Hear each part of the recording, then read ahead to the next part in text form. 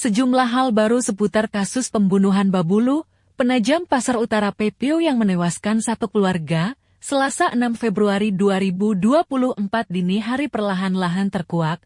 Pembunuhan Babulu ini diduga kuat berkaitan dengan hubungan asmara pelaku dengan salah seorang korban.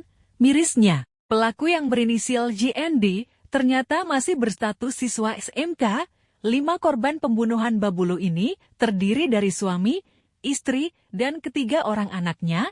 Dari data kartu keluarga kakak yang diperoleh Tribun Kaltim, kelima korban tersebut terdiri dari suami Will kelahiran tahun 1989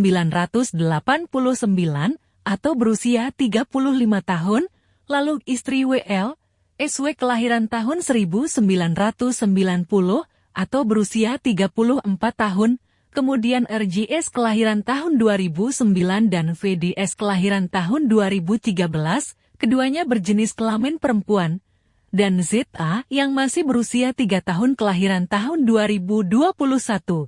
Kejadian pembunuhan satu keluarga diperkirakan sekitar tengah malam, pukul 24 WITA. Salah satu adik korban, Putut Sunario, mengatakan bahwa sesaat sebelum kejadian, korban yakni Will masih berada di rumah orang tuanya. Tetangga awal mula mendengar teriakan dari dalam rumah korban.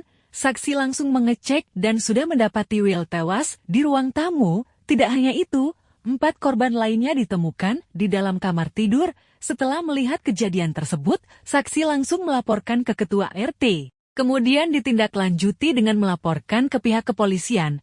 Katanya saksi dengar teriakan, jadi mengecek ke dalam rumah, dan kakak saya sudah meninggal di ruang tamu, ungkapnya, Selasa 6 Februari 2024. Putut juga mengatakan bahwa saksi sempat bertemu dengan pelaku, tapi ia tak kuasa menahannya karena pelaku tersebut membawa parang. Informasi dari kepolisian yang tengah memeriksa secara intensif JND di Polres PPO menyebutkan, pelaku mengaku sengaja mematikan listrik di rumah korban sebelum menjalankan aksinya. Listrik dimatikan melalui meteran, lalu ia masuk sambil membawa parang, kata sumber terpercaya di kepolisian. Setelah mematikan listrik, pelaku masuk ke rumah korban dan bertemu dengan Waluyo. Saat itulah dengan gelap mata JND memukul Waluyo dengan parang yang sudah dibawa sejak dari rumah. Setelah Waluyo terkapar tak berdaya, JND lalu masuk ke satu kamar yang di dalamnya ada Sri Winarsi 34 dan 2 anak masing-masing VDE 11 dan ZA 3. Sama dengan yang dilakukan terhadap Waluyo, JND dengan membabi buta menghabisi ibu dan 2 anak yang ada di kamar tersebut. Terakhir, JND kemudian menuju ke kamar LJS 15 yang sebelumnya memiliki hubungan asmara dengan JND. Informasi awal, JND juga langsung mengayunkan parang yang sudah melukai 4 orang yang menjadi penghalang hubungan asmaranya dengan LJS untuk membunuh kekasih pujaannya tersebut. Informasi yang masih didalami penyidik menyebutkan terhadap korban RJS ini, JND tega melakukan hal tak senonoh dengan korban yang sudah meninggal dunia.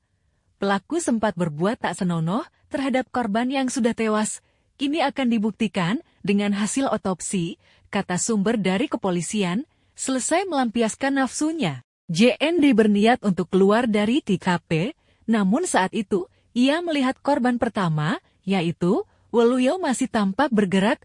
Saat itu juga ia kembali mengayunkan parang yang dibawa untuk menghabisi Waluyo. Sumber di RSUD PPO menyebutkan, dari hasil otopsi terhadap para korban, disebutkan bahwa rata-rata korban mengalami luka serius di bagian kepala. Ada yang luka di kepalanya sangat parah dan nyaris terbelah. Pihak keluarga meminta semua korban langsung dimandikan dan dikafani untuk langsung dimakamkan. Sebelumnya kami juga akan menjahit luka yang diderita korban, kata sumber di RSUD PPU Siswoyo. Kakak korban menjelaskan bahwa pihak keluarga meminta rumah sakit langsung mengkafani semua korban dan akan langsung dimakamkan. Mereka juga meminta pihak kepolisian mengusut tuntas kasus pembunuhan sadis yang menimpa Siswoyo, istri, dan ketiga anaknya. Download Tribun X sekarang, menghadirkan lokal menjadi Indonesia.